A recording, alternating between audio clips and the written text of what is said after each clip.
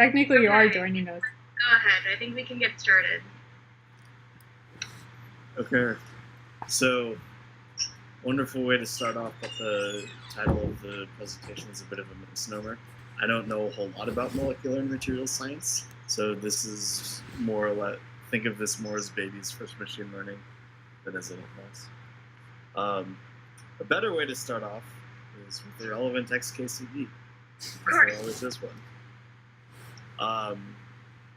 So obviously this is not as, this isn't exactly how it works, but it gives kind of a good idea of what the practice in machine learning can kind of be. In a lot of cases, it's something of a, you just throw your data at it and it gives you something and you hope that something works, and if it doesn't, you modify random values until you are able to get something that works. No, you just try another package. Hopefully by the end of this, we'll put some context to this and explain why machine learning is kind of like this and why it shouldn't be and all that kind of stuff. Okay, so the big ideas from this paper, machine learning in general. ML is on it, like, it's a paradigm shift probably in every field in science, or if it's not now, it will be eventually. It's a totally new way of approaching data and modeling it and building relationships between data and the outcomes of physical processes. Where do you build relationships? Sorry, you're breaking up, or you're cutting out a little bit. You said you're building relationships between the data and the outcome, is that it? Yeah, so it's... That's a nice way of putting it. Yeah, so this will make a little bit more sense when I talk about CNNs later, but in the case of like computer vision, what machine learning lets you do is it lets you kind of you have a model that can now kind of organically detect features in images, for instance. That's something that has been very difficult to do outside of just looking, so the brain can do feature detection, like the brain can tell if you're looking at a cat or a dog or whatnot. And that's something that's proven very difficult to reproduce without machine learning. And there are a lot of instances where machine learning is able to do these sorts of things that were incredibly difficult before, and to kind of find principled relationships between the data that you're feeding and the information that you want to get out of it. It's also, since it's kind of a hot thing, people are making a lot of toolkits and such that you can kind of hop in and use with very little requirements. So you don't have to have your own gene sequencer. You don't have to be able to run your own Western blots or whatever. All you really need is Python, and you can kind of hop in and check these sorts of things out. Which means that it's much easier probably now for people to get into things like genetics than it has been before, partially because of data in general and because of the digitization of all of these things, but also in a large part because of machine learning. There's a general kind of pipeline that you want to follow with machine learning. If anyone's used Keras, you're probably very familiar with that pipeline because it winds up, you run in, you come down to basically the same, probably 20 lines of code or whatnot that form the foundation of all the machine learning that you do. But even given that, there's a lot of room and there's also a lot of necessity for being creative and being flexible in how you're using machine learning. And we'll get into that a little bit later on in the presentation. Kind of the same point in a different way. Machine learning is now people who have machine learning at a ton of different problems. And so one of the things that you want to do is you want to look for libraries and strategies that have already been applied to problems in your field, and specifically ones that have been well received. And if you can piggyback off of them, then you don't have to reinvent the wheel. You don't have to go through the process of determining, well, does this data want a CNN or does it want an RNN? Should I even be using neural networks in the first place? If somebody's already done that, then you can just hop on their back and then save yourself a lot of heartache. So the general pipeline is as you see in front of you. You're obviously going to need to collect some data. You're going to need to organize that data in a way that is understandable by an algorithm. You're going to want to determine which algorithm, which model, or which learner you're going to want to use. And then that model or learner has an optimization process that will, quote unquote, teach it to recognize what you want it to recognize in your data, and then to be able to recognize those same things in model data. And then obviously putting it to work. So data collection, this is the most important step.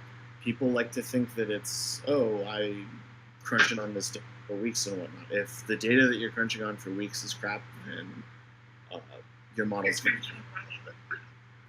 Sorry, a second? I was going to say, if your data is crap, you're crunching crap, your output's going to be crap. Yeah, exactly. The way they told it to us in introductory computer science in college was garbage in, garbage out. So if all you have are the ages of 100,000 people and their precise locations in GPS, you're not going to be able to predict their gender. So you have to understand what you need to collect before you've collected it. And then it goes both ways too. So it's not just crap in, crap out. You also, if you have really good data, then sometimes you can just throw it up in a graph and that's all you really need. So what you want to do is you want to look for, again, well-regarded databases or data sets in your field where possible. So like in neuroscience, the Allen Brain Atlas is kind of a canonical data set, I suppose. I think Ensemble is the same for genes, but I'm not super sure. And once you have that data, if you would publish the darn data, please and thanks, that'd be very helpful. Especially with machine learning, we'll get into why interpretability is not as easy in neural networks as it is in like linear regression and whatnot. But especially with neural networks, it's very important to know what data you're training on wherever possible, because it's extraordinarily it's extraordinarily difficult to reproduce, especially neural network results, if you don't have the data on hand.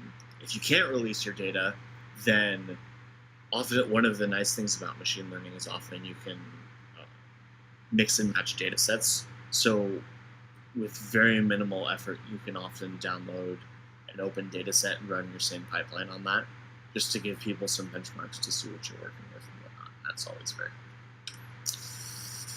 Okay, so data representation. This is mostly knowing what the specifics of your model, what the specific format your model wants your data in, and setting it up so that your data is working with that model, not fighting it.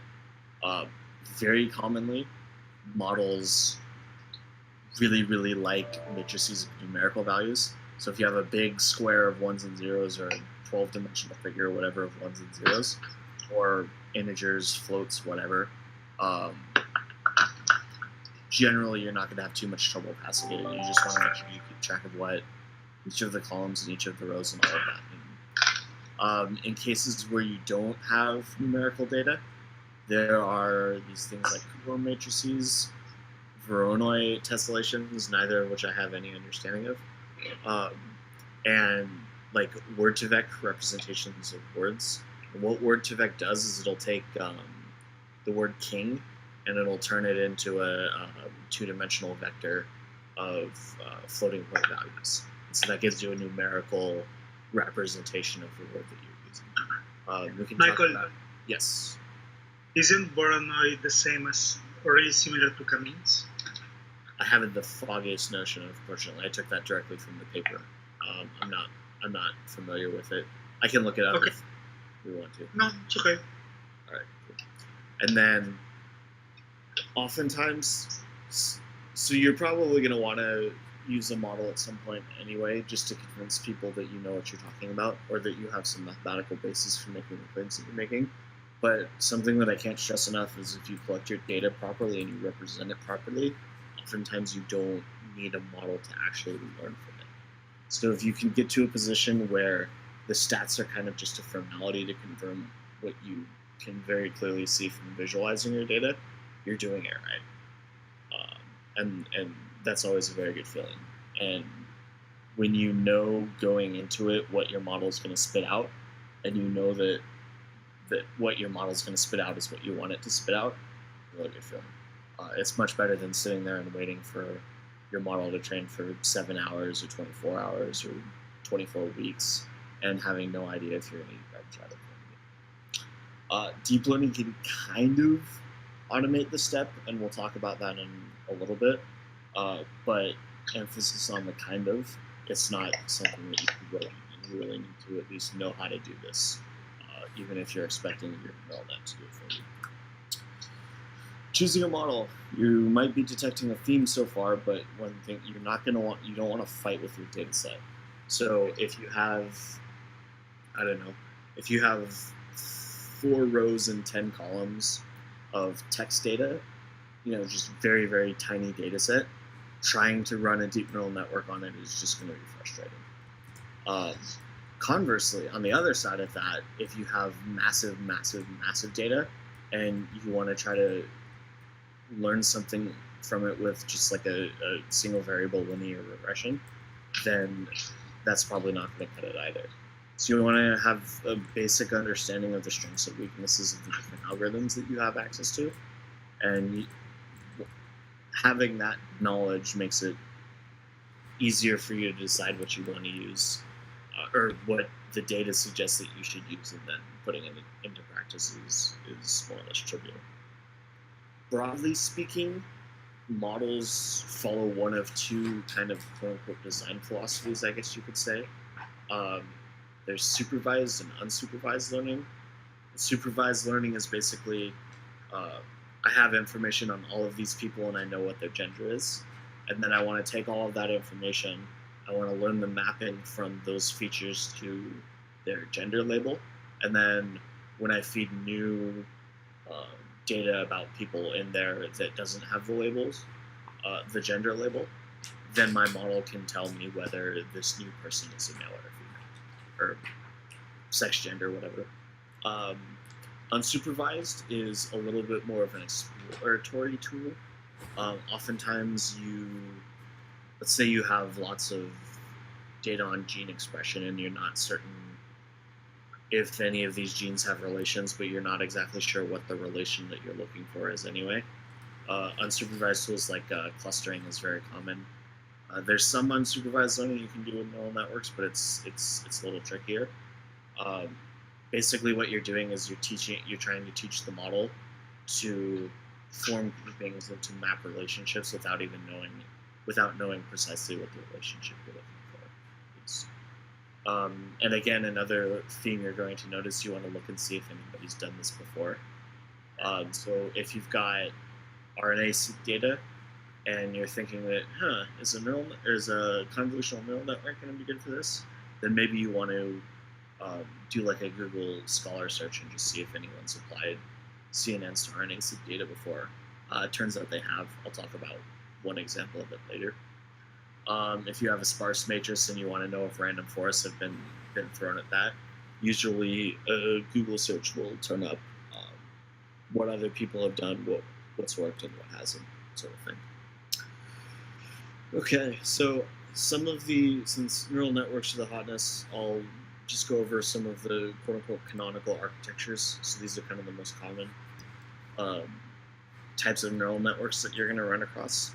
So this is just like an artificial neural network. Sometimes they call them feed-forward neural nets. One of them is very kind of, as far as modern machine learning goes, it's about as old as you can get. If you want to look up an interesting sort of vignette in the history of machine learning, they used to each of these little nodules, or they call them neurons now. They used to call them perceptrons, and they individual perceptrons were very promising early on in the history of machine learning. And a guy named Marvin Minsky wrote a book on them, showing that on their own they were relatively useless. Or not really useless, but they had a lot of restrictions on what they could learn and what they couldn't. And almost single-handedly, Minsky kind of killed machine learning for a while because everyone put their hopes into perceptrons, and the perceptrons turned out to not be this fantastic thing. And then people didn't really know where to go from there. And then I don't remember exactly how it happened, but at some point they realized that, hey, if we take all of these perceptrons and we stack them on top of each other, and we add in some non-linear transformations, we can do some really cool stuff there. And so for a while it kind of stuck at that.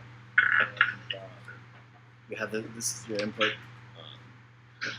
So your data is coming in on the first layer, and then it's being transformed based on the neurons in the first layer, and then it's sent to another layer of neurons where it's transformed again, and then those transformations form a map from the features of the input data to the output features, or the output labels that you want.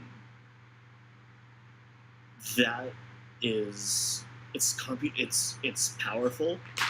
There's a theorem out there that a neural network with sufficient neurons can approximate any function, which means that neural networks are extraordinarily useful, but it's also computationally expensive. And a very huge boost for the field was when GPUs and such became more prominent, and you could do these really deep neural networks. So instead of having one layer of neurons, you're now stacking 400, 500 layers on top of each other, and you're able to model much more sophisticated functions. Another neural network architecture, this one's much more popular in actual use. It's not as much of just a historical interest, is convolutional neural networks. And I know the quality of the picture is kind of crap. Sorry. I know the quality of the picture is pretty minimal, but if you can see here, so there's the input in this case is an image rather than just a sequence of numbers. The image gets turned into a sequence of numbers, but you can think of this as an actual image. Excuse me, sorry, I have the hiccups. And you'll notice, so they're feeding in this particular. Can you guys see my mouse? Yeah. You can't see the mouse? Okay, Yes. cool. Okay, so you'll notice they take in this section of, I think this is an eye. Yes, it is an eye. Okay, so they take in this small segment of the eye, and you can see right here they give you an image of the picture. And what the layers of the convolutional neural networks learn are feature maps. And so you can see right here, like the activation, it's activating for particular regions of the picture for this neuron, and then the neuron behind it has a different activation map, and so on and so forth. A really good way to think of this is that if you're familiar with neuroscience, this layer corresponds very closely to edge detectors in the eye. So there are neurons in the eye that will light up when you see, they're like bars of light, basically. And so a bar of light that's straight up will activate this neuron. A bar of light that's at a 45-degree angle will light up this neuron, and so on and so forth. And that's how your brain is determining, oh, there's, this is the end of a tree, and this is the start of the background. And then those edge detectors those feature maps build on each other, and it's not terribly clear here, but they'll build on each other, and you can go from edge detectors to detecting the lines of the smile, for instance. And this sorts of as you add layers, the complexity increases, and your ability to identify relevant features increases. So a network like this, I'm not sure exactly what it's testing. It might be predicting what part of the eye it's in. But if this were a picture of a face instead of an eye, a network like this would be able to tell you if it was a human face versus a dog face, or if the expression was happy versus sad. Those are the sorts of things that CNNs can do. And they're also they're able to do this with any sort of data set that you can imagine as having spatial structure. And these are very common on this, but you can think protein folding data to methylation in sequences of DNA. Wait, no. RNA gets methylated. No, DNA gets methylated. Yeah. Anyway, sequences of DNA and RNA. Sequences are RNNs, which are a little later on in the presentation. But basically, if you can think of things in terms of some sort of object that has spatial structure, CNNs are very useful. And then, kind of the last of the quote-unquote canonical architectures, you have RNNs. And you can see kind of over here, the RNN is like a recursive type deal. So basically, what it's doing is it's modeling a sort of sequential series of neurons. So rather than stacking layers on top of each other, what you do for RNNs is you add neurons to the sequence. And this sort of sequential structure lends itself really nicely to any sort of time series. Language is used very commonly with RNNs. So you can think of this as your input data are either words or letters in English, and then your RNN learns mappings from those words and letters in English to words and letters in French or in Arabic or whatnot. You can also think of it as this input data is, let's say, this is nucleotides in DNA, and this is structure in proteins on the output, for instance. So you can learn sequential mappings like that. So the sequence of the DNA gets read into the structure of the protein, so on and so forth. So those are some of the models that you have available. I'm assuming everyone here is at least familiar with like linear regression, SVM, random forest. Those terms aren't meaningless to you. So those are also different types of models. And for all of them, the general idea, the central dogma, if you will, is that those models generate values. So you take in information on height, weight, what have you, and then you generate a value for gender. You quantify the difference between your canonical data and your output.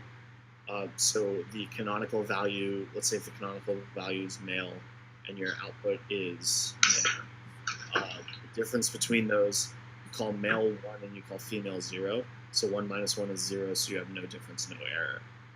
But if your output says female and the canonical value says male, you have 1 minus 0, so your output is your error is 1. And then once you do that, once you model it, once you have a function that represents that error, you can use a bunch of different techniques in calculus to reduce that error. And that's how your model learns, is it's updated to reduce that error, if that makes sense. And in general, machine learning is always kind of a tug of war between your model actually learning interesting things from your data and your model overfitting to your data. It trains too much on a particular piece of data, and then it's not able to learn from all the information that it's presented. Okay, so again, this is an example of a loss function. This is how you quantify error. So in this case, this would be an actual value that you generate, and this would be the canonical. And so we can look at this as a function. It'll, in this case, since it has that square value in it, it'll produce roughly a parabola, if you want to imagine that. And so the quote unquote wings of the parabola are the patterns of input and output that don't correspond well. So you have high error on the wings, and then you have very low error in the center. And basically, what we're trying to do, that minima, that area in the center that has the lowest error, what machine learning does is it tries to find those patterns in the error function, or not patterns, sorry, it finds these minima in the error function, which is where your model is performing best. So this loss function, an example of what an actual loss function might look like is this. So now we're in a multi-dimensional space. Obviously, it's not just two-dimensional. And these red areas is where the error is high. And generally, this will be right when we're starting to train our model, so before we've done any updates at all. And so let's see, the red areas are basically guessing gender randomly, if you will. So obviously the error is going to be high there. And then what the model does is it finds weights for height and physical weight and such that produce less error. And it does this kind of iterative process called gradient descent until eventually it reaches a point where the error is very low. This is a lot of hand waving because it's done differently in different models. But long story short, this is how almost all machine learning is done, and it's very important to understand this process. So if anyone has any questions on it at the end, let me know. Actually, if you just want to get on that right now, it's fine. Okay, cool. Waiting for that opportunity. Yes. So I was going to ask about different layers. So you were saying that the addition of different layers for the neural networks and such, and the canonical architecture, that will, let's go with the CNNs right there. So you're saying, I don't actually know the meaning. I think it's convolutional neural networks. Yeah, but, okay, that's cool. correct. So if you add more layers, would it possibly add more noise to the image being processed or the data set being processed? Because there should be an optimal amount of layers, right? You can't just keep adding layers without expecting the performance to go down at some point. So it depends on what you mean by performance. If you mean computational time, then absolutely you're correct. If you have 200 layers on a CNN, it's going to take weeks to train no matter what you have. If you mean performances in reducing error, you don't necessarily see performance going down, but at some point you have a trade-off between computational time and improved performance. And you could probably, if you added in 1,000 layers on a CNN, you could probably end up getting real good performance on your test data set. It's just going to take millions of years to train, and the performance isn't going to be much better than if you had 10 layers or whatever the case may be. I see. So in general, you do want fewer layers, and then the other thing that can happen is if you have too many layers, then you start picking up. It's not that it introduces noise, but it will start learning noise in your data set that doesn't exist in the real world. So if you imagine that you're learning on like Polaroid films or Polaroid images or whatnot that don't have very high resolution, visual or artifacts from the Polaroid will get learned as actual features, which wouldn't be present in the higher resolution image, and so your training error can get really low based on that, because it'll start picking up all these quirks in your training data set. But when you go to use it in the real world, it won't be terribly effective because it's overfit, basically. Right. But it's not. It's a worthwhile distinction, and this is part of the reason that you don't want to use neural nets in small data. Part of the it's not that it's introducing noise; it's that it's finding noise in your data set itself.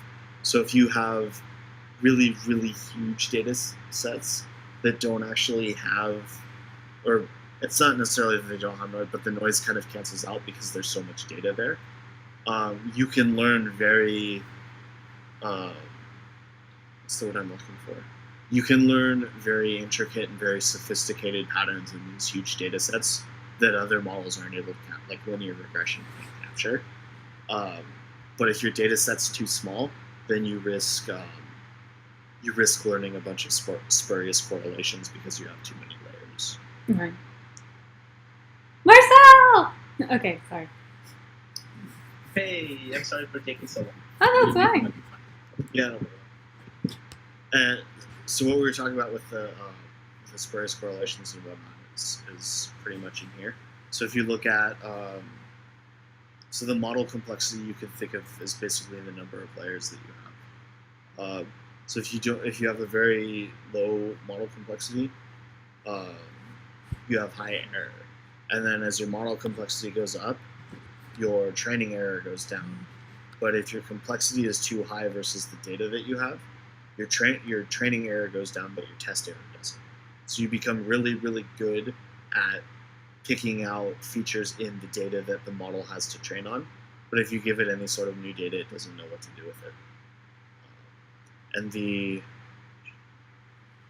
I'm not quite sure what this blue line is supposed to represent, but basically there's a trade-off in there, and what you want your trade-off to be is often up to you. So in some cases you have like medical devices, for instance. If you use machine learning in a medical device, you have a very low tolerance for error. So you want your model to be as complex as it can be. Whereas if you're just doing if you're just doing a toy project, you want it to be able to train in a reasonable amount of time. And so you might be willing to tolerate a little bit more error to have the train easier. And so these two images actually kind of conflict with each other a little bit. So a lot of people see machine learning, especially with neural networks, as just kind of this. You just add more layers and the error goes down and all as well. And a lot of people practice machine learning like that. And it's generally not a very good idea because it leads to this sort of thing. But it's still common anyway, and it's something to keep an eye out for. Also, I think this is just kind of funny. It is very funny, and it's very true, and it's very sad that people do that, actually. Yeah, it's tough because when we were talking about all the different frameworks that exist and how easy it is for people to get involved. That's a really good thing that people can get involved in, that people can get their feet wet. True.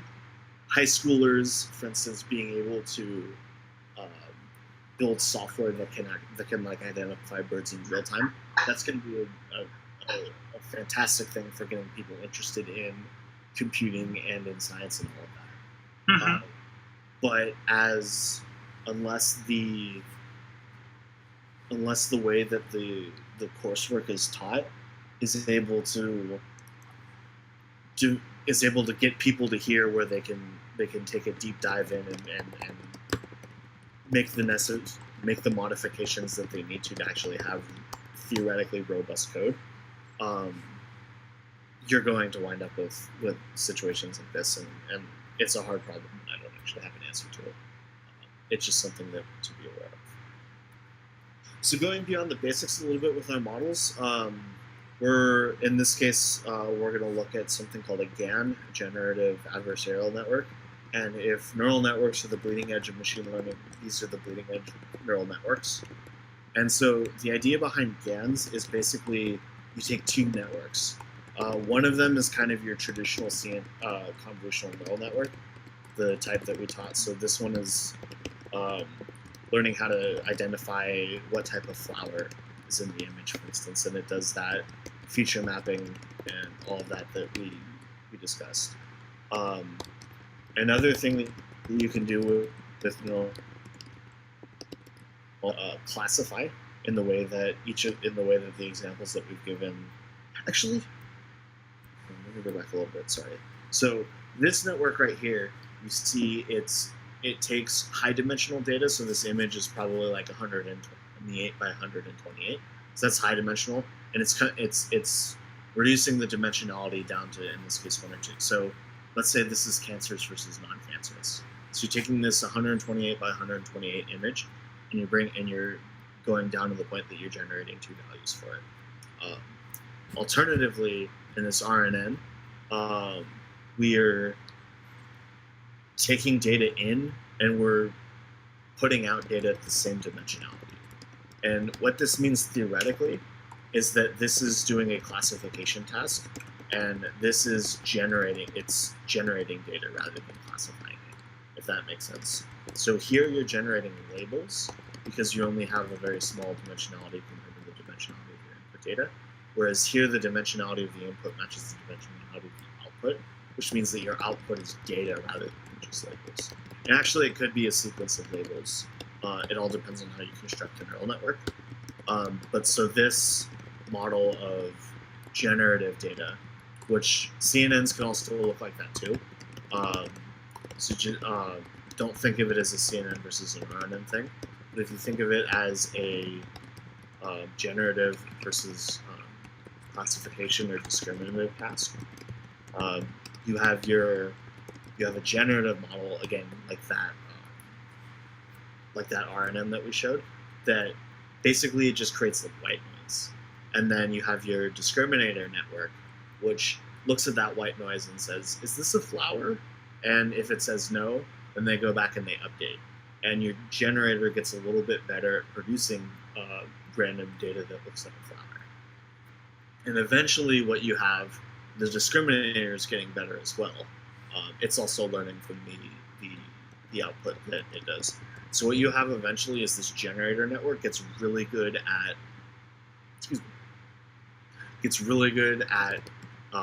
building pictures of flowers. And if you've seen like if they call it like neural style transfer, if you want to Google that real quick, what it can also do is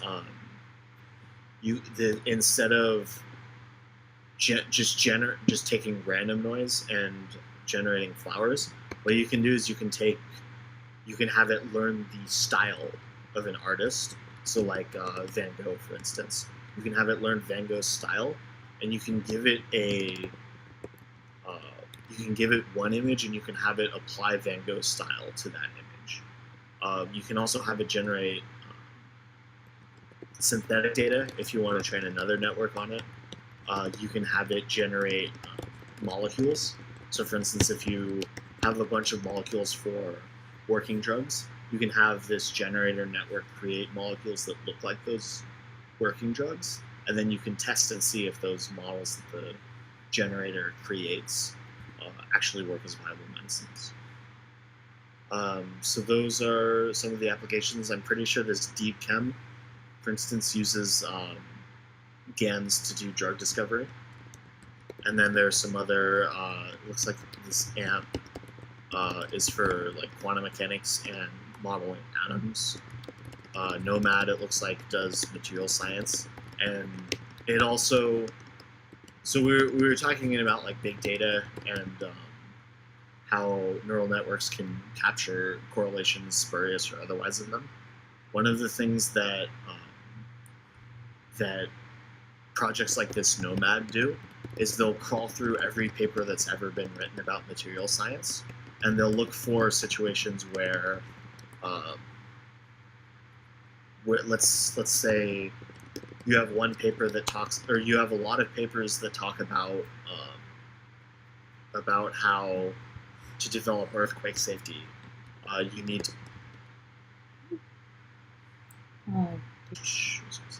So another example is like this deep CPG. It uses a couple convolutional neural networks. It's 2? Yeah, I think it's 2. You'll give it a sequence of DNA, and it will tell you which regions of the DNA are more heavily methylated, and methylation has a lot to do with like epigenetics, sort of thing.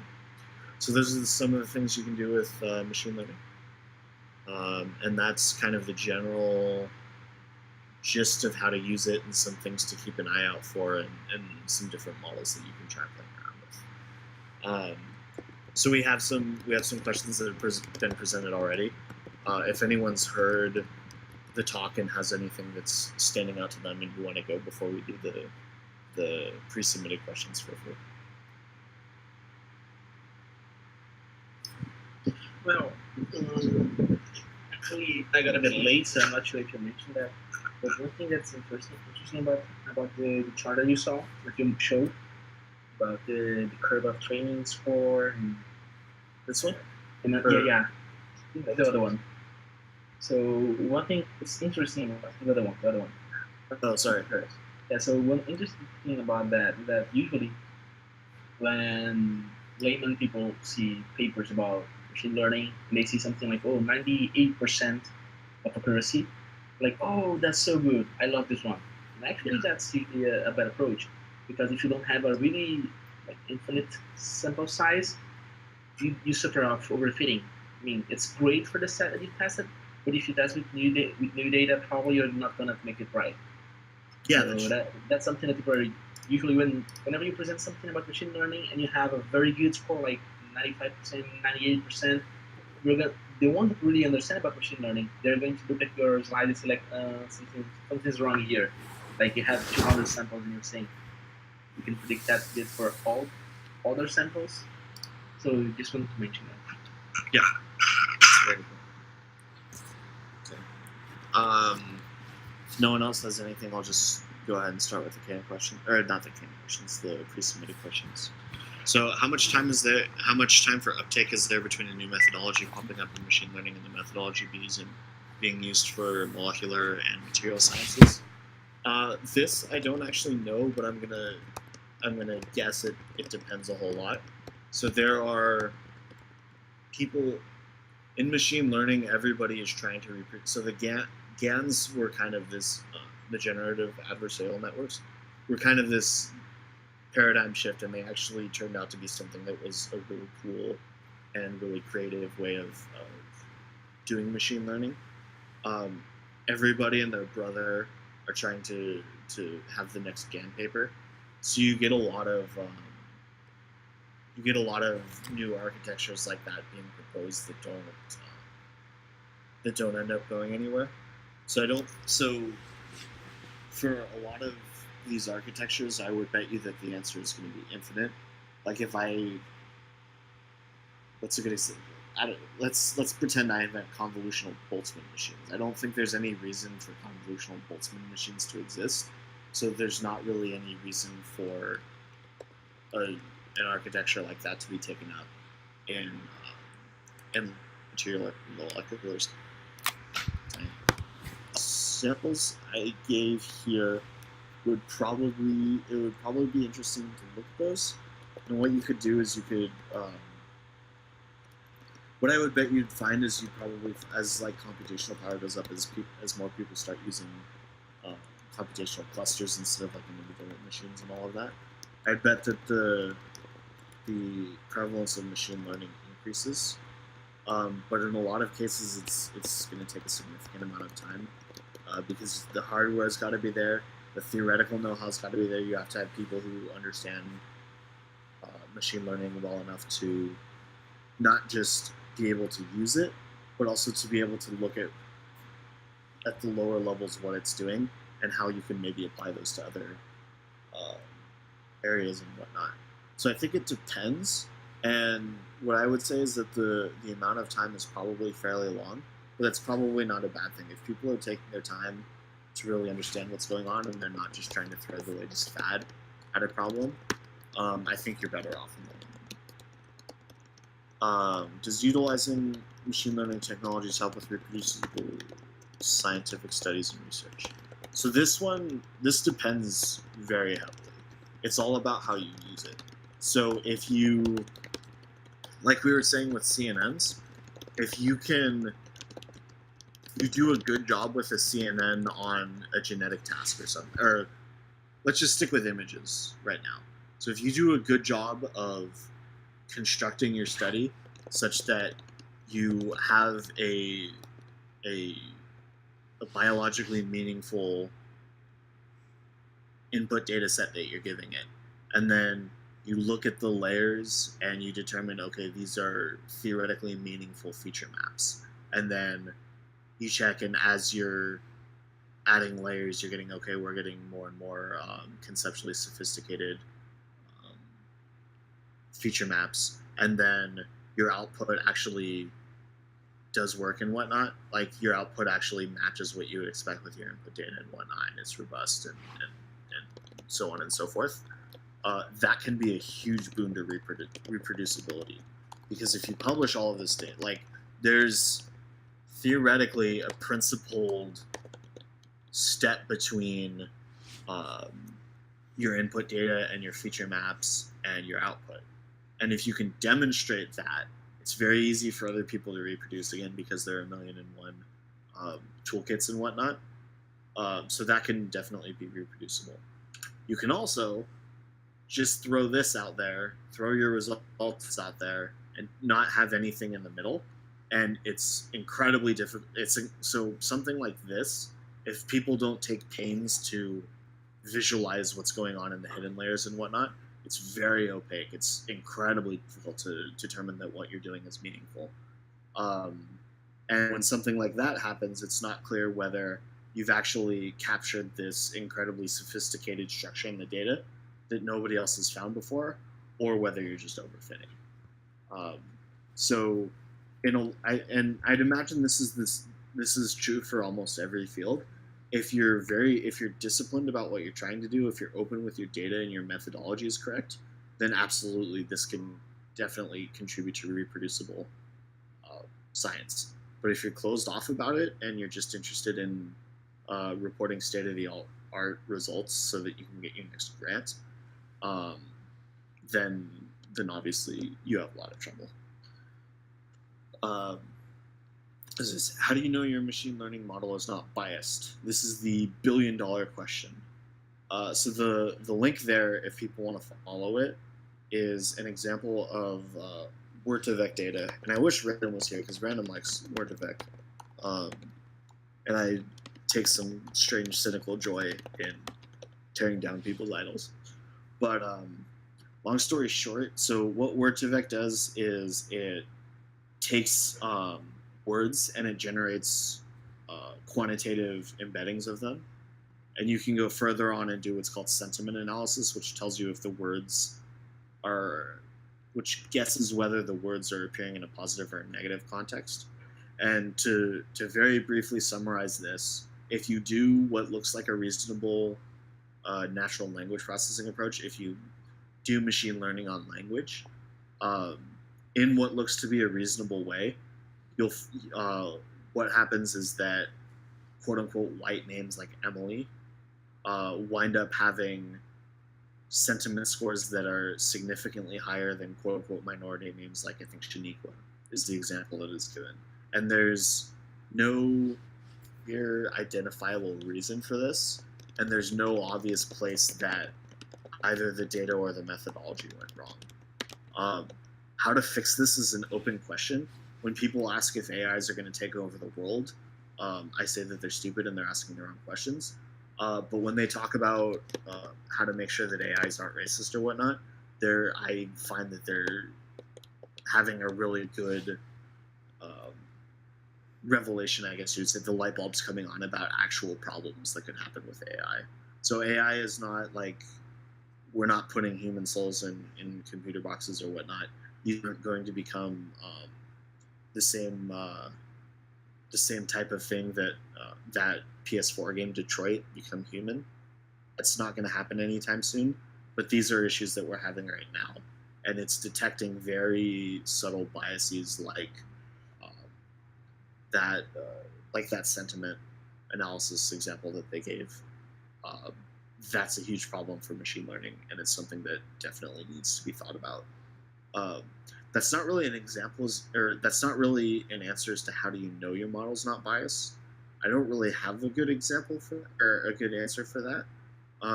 The best thing I can say is try what you're doing on a lot of data, and go outside of your domain a little bit if possible. use different data sets and see if the examples corroborate with each other.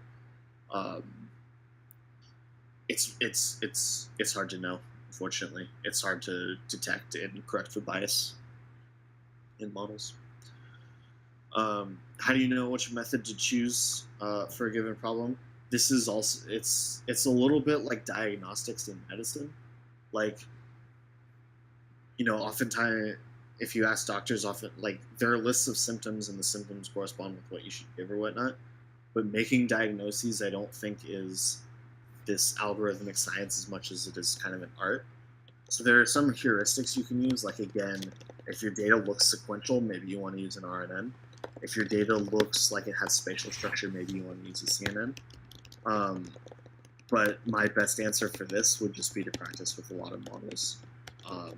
Play with them, see how well they do on different data sets, and then hopefully you'll develop kind of an intuition for when things work and when they don't.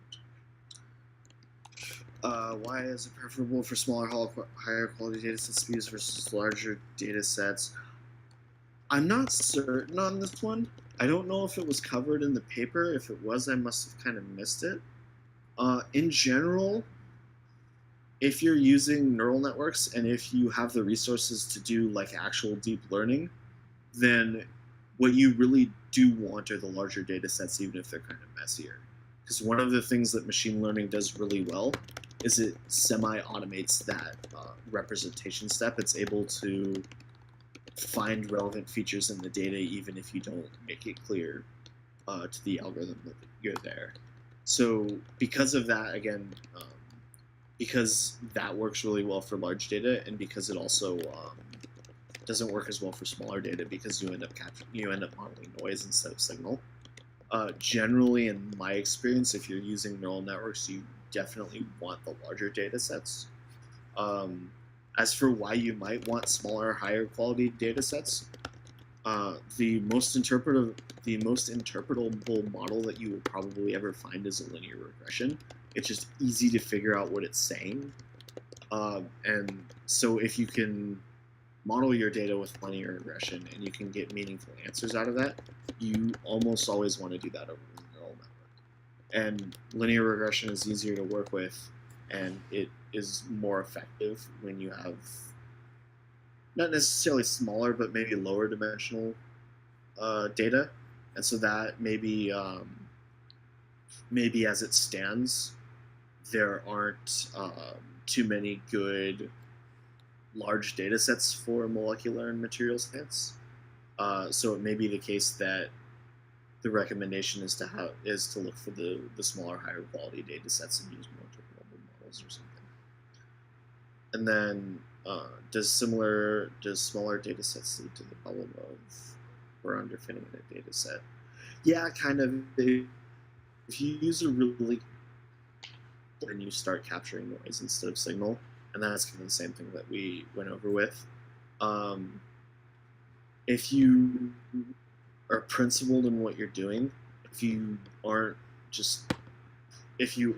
being this guy, then you can use neural networks on small data sets and you can get good results.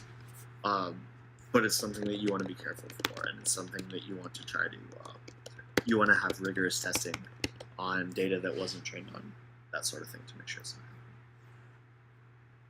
happening. Anything else? I would add one more question. Do you think it's completely non-numeric matrix with just factors or letters or labels? And if you want to do data mining on that, would you use text mining, or would you say it's plausible to transform that to a numeric matrix instead of labels, just 1, 2, 3, 4, and the corresponding identifier, and then just use it as if it were a numeric matrix? I missed the first part of the question. Could you? The question is like, if you have a completely non-numeric data set, can you transform that into a numeric one and use it as this, or there are some rules that prevent you from doing this? Is it possible to work with a completely non-numeric data? Yeah. It is possible, but at some point you're going to have to transform it into numeric data. And some ways of doing this, if you're familiar with one-hot coding, So if you have, let's say, nationalities. Let's say you have 5 different nationalities. Generally, so if American, German, Brazilian, Indian, French, generally what you will do is, even if that shows up as one column in your data, what will the transform that you do is you make 5 columns, and then if you are of that nationality, you get 1, and then if you're not, you get a 0. So you turn that non-numeric data of nationality into 5 numeric dimensions, if that makes sense. Mm-hmm. Yeah, that makes sense. But do you think it's valid to do that? You think it's appropriate? Is it correct to do that? Yeah, you're encoding the same. The 2 representations are equivalent. So it's like you have one of 5 non-numeric values, and all you're doing is you're creating 5 numeric values in your. Or maybe that doesn't make sense. Can you explain why you wouldn't think it would be valid? Yeah, it has to do with the first line on your first slide you put.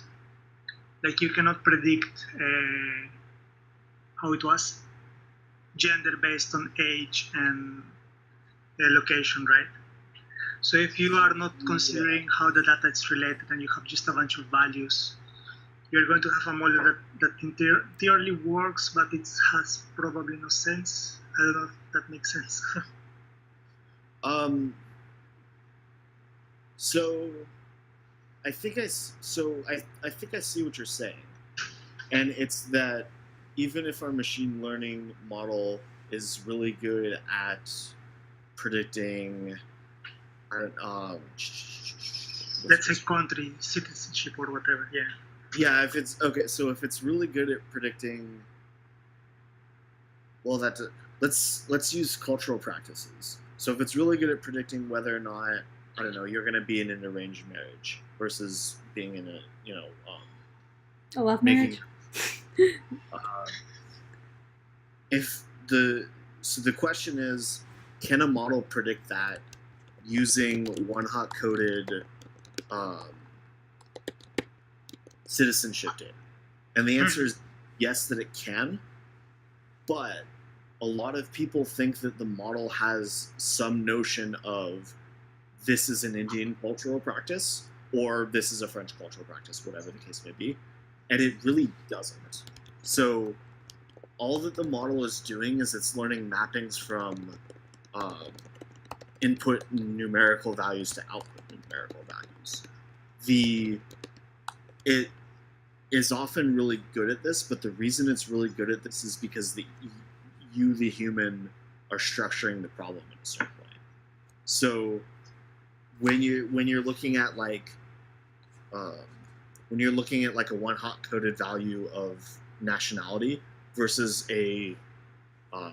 versus just a word value that is the nationality, in both cases you're giving the computer the same information, and what's happening is that in both cases the computer is if you're familiar with a dude named John Searle, he wrote a paper about something called the Chinese rune, and he talks about it's the difference between syntax and semantics.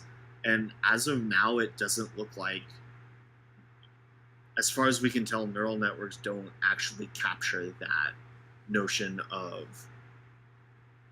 arranged marriage is featured more prominently in Indian culture than it is in American culture. Right.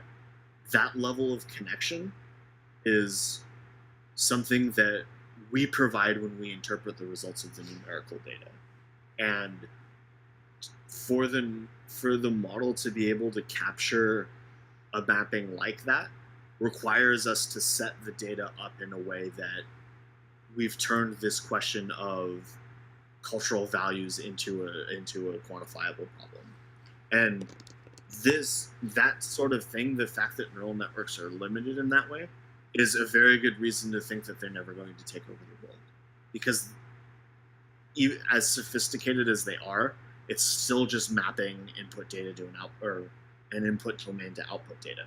Like, neural networks are super sophisticated, but in terms of, I don't know, sentience, if you will, there's not anything to them that there isn't also in linear regression, if that makes sense. Yeah, that makes sense, and you addressed the question quite nicely. Thank you. No problem. Anything else? I don't have any more questions. Cool. It was a good presentation. Thank you, Michael. What? It was a good presentation. Okay. So now we can do more like if we wanted to do like the deep CPG paper, we can actually do that now. Yay! Instead of any machine learning paper just being what is machine learning. So I have a question. So I saw that the paper you uploaded for over MNIST, it was a preprint. Does that mean like? So Archive, that site is. I think that papers that get uploaded there are intended to be peer-reviewed eventually. Oh, I see. But people will put those papers up there before they're peer-reviewed. Oftentimes they'll do that to solicit feedback outside of the formal peer review process. Mm-hmm. Or occasionally they'll do that because department politics means that they don't get peer. Like, if you wind up with a reviewer that is able to figure out who you are and doesn't like you and therefore rejects your paper, Archive is a way of putting it up there. The actual, that's not really a paper that peer review is going to matter a whole lot to. The important thing to note, and this actually speaks to Edgar's question a little bit, the paper that, excuse me, sorry, I have that. Wait, the paper that Maxwell's referring to, let's see if I can find it, is it's an examination of MNIST, and MNIST is a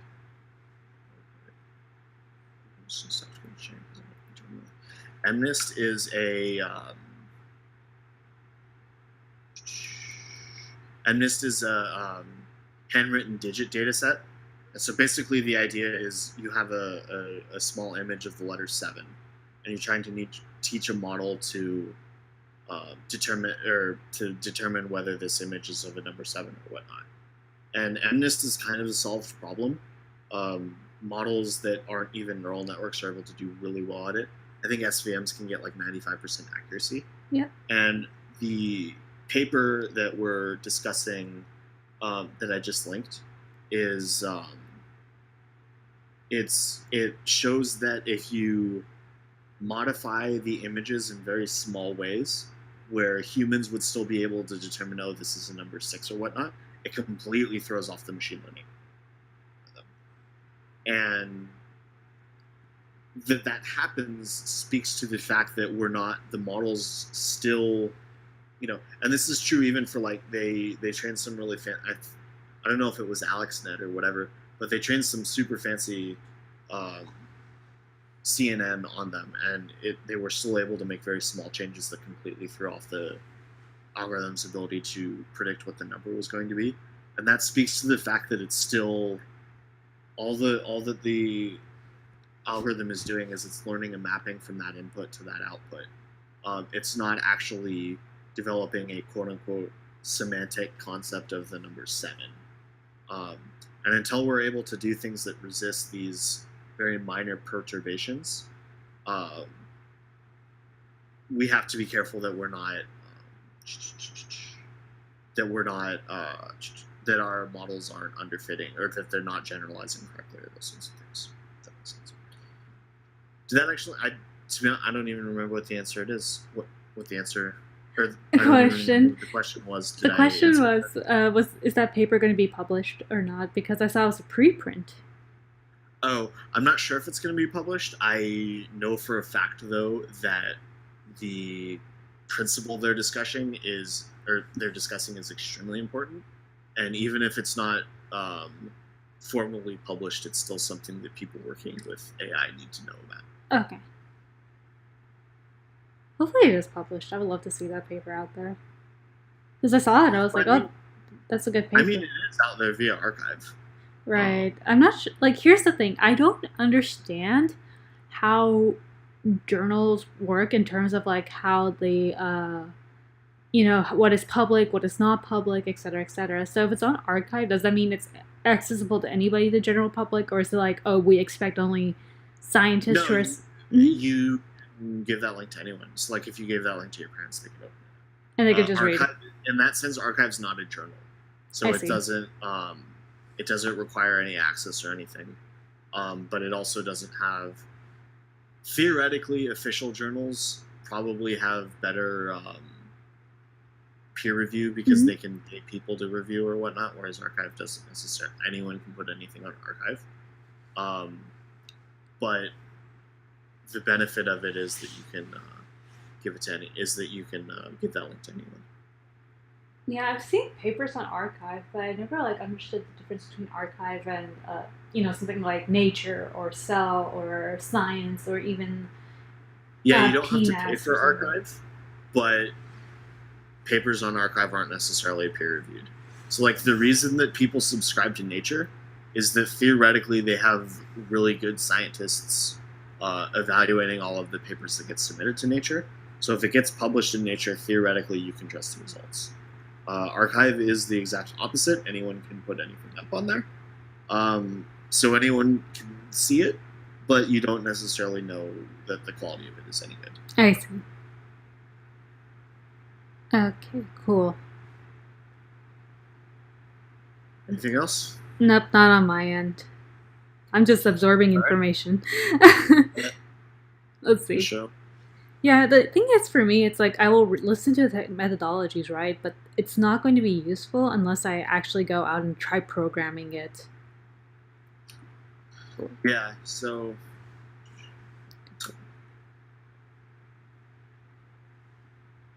this is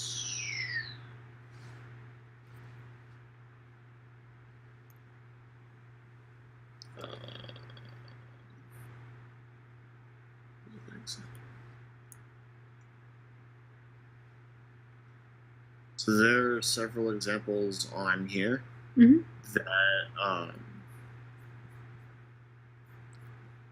that will let you work on machine learning models in about 20 lines of Python. Okay, I'll go ahead and look at that. That framework Keras is really useful for that sort of thing, because you don't have to screw around too much with the theory and coding backprop yourself and whatnot. You can just import Keras and then import your layers and then go for it. Yay! Yeah, Keras is... I've heard of it. I was trying to use it, but it's one of those things where you actually kind of need help to understand. It's not like... It's a bitch to set up the data in the way that you want it. And I still, every time I use Keras for something new, I still have to... It still takes me hours and hours and hours to get the data that it wants it. But if you follow those examples, just line for line, then you can actually see it like go through training and all of that. And then if you make like very small adjustments, like if you try with a different data set that has the same dimensions, then just like change one thing at a time, eventually it becomes usable. Right. And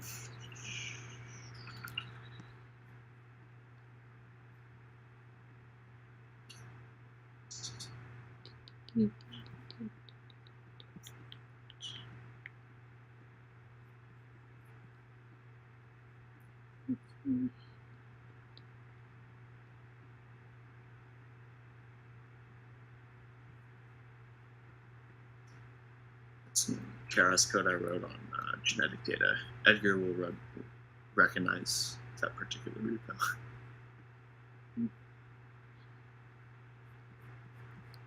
That looks pretty cool. I haven't like... Thank you so much. Right. Join us next time for a journal club. Okay. See ya. Have a good one. You as well. Bye.